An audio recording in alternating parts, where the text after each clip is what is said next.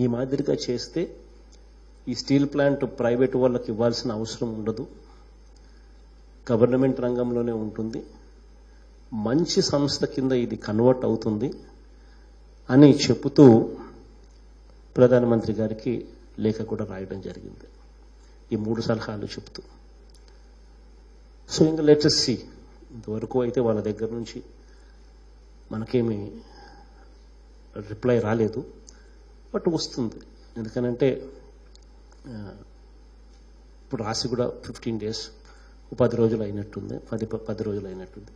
వాళ్ళకు కూడా కొంచెం టైం ఇద్దాము.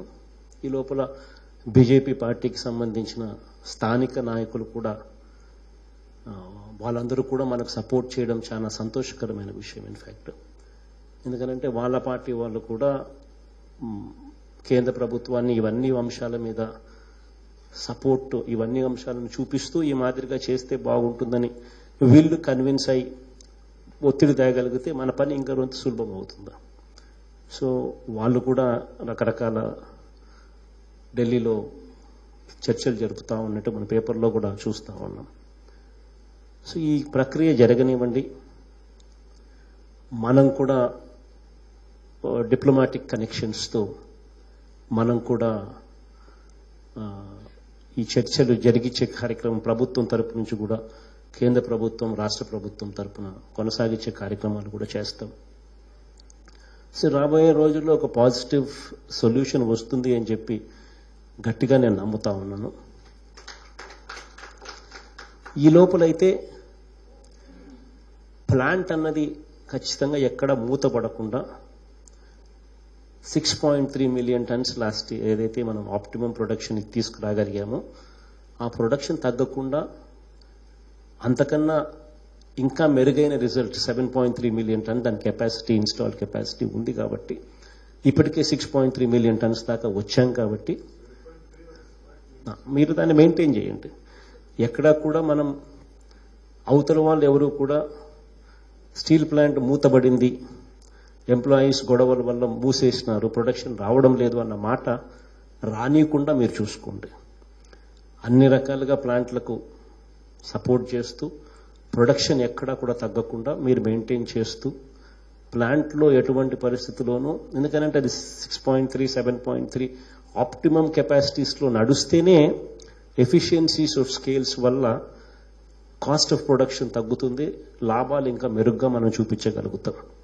కాబట్టి అది ఎక్కడ కూడా మనకు విరామం టైంలో మాత్రమే మనం ఏదో ధర్నా చేస్తా అన్నట్టు, స్ట్రైక్ చేస్తా అన్నట్టు కనిపించాలి.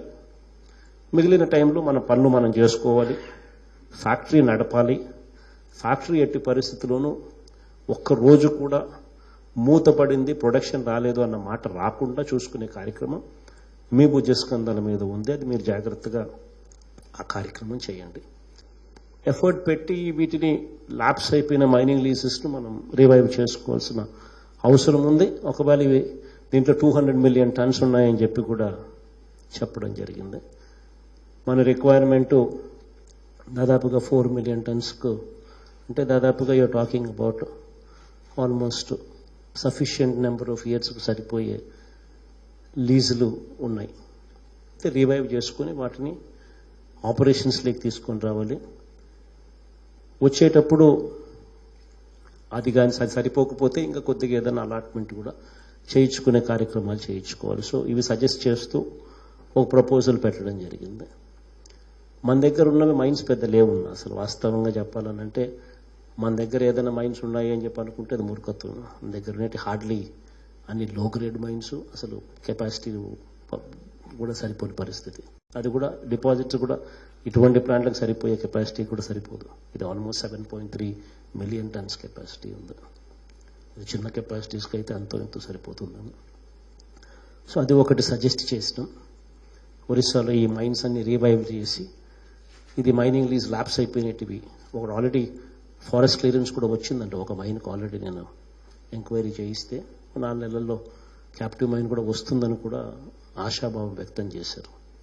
సో అటువంటి ఏదైనా తీసుకోవడము, వాటిని క్యాప్టివ్ మైన్స్ రూపం తీసుకొని రావడం ఒకటి ఆస్పెక్ట్ అయితే, బ్యాంకులు ఏదైతే ఇప్పుడు మనకు హై ఇంట్రెస్ట్ రేట్తో ఏదైతే లోన్స్ ఇచ్చారో వాటిని ఈక్విటీ కింద కన్వర్ట్ చేస్తే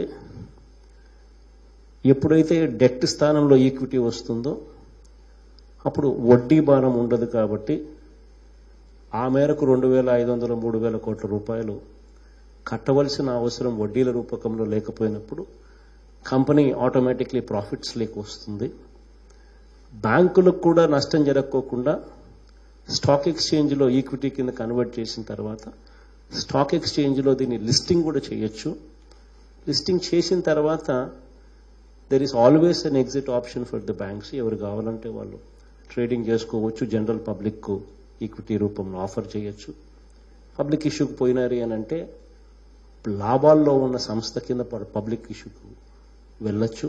దానివల్ల లాభాల్లో ఉన్న సంస్థ, ఎందుకంటే అప్పు ఉండదు, వడ్డీ కట్టాల్సిన పని లేదు, ఈక్విటీ కింద కన్వర్ట్ అయిపోయి ఉంటుంది, అంత లాభం కిందనే కనిపిస్తూ ఉంటుంది. ఈ లోపల దేవుడి దయ వల్ల క్యాప్టివ్ మైండ్స్ కూడా తీసుకుని రాగలిగితే ఇంకా మెరుగ్గా కూడా ఉంటుంది అని సలహా కూడా ఇస్తూ లెటర్ కూడా రాయడం జరిగింది. దానికి లక్ష్మణ్ గారు దానికి ఎక్స్ప్లెయిన్ చేస్తారు. జేడీ లక్ష్మణ్ వీళ్ళందరూ కలిసి ఒక థింక్ ట్యాంకర్స్ కమిటీలాగా ఏర్పడి అన్ని అంశాల మీద కూలకోశంగా పనిచేయడానికి irrespective of politics political Lakshman గారు కూడా విశదీకరిస్తారు. దయచేసి I request mister JD Laxman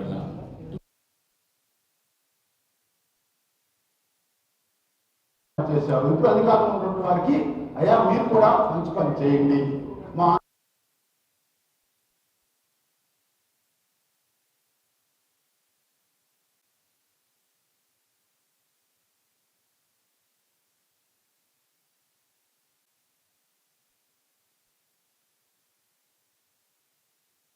ప్రాంతంలో ఉన్నటువంటి ప్రముఖమైన ఉక్కు కర్మాగారం పడగలెత్తడం జరిగింది. ఆధారాలన్నీ ధ్వంసం అయిపోయినాయి. అనేక మంది అనేటువంటిదే చాలా కీలకమైనటువంటి అంశం.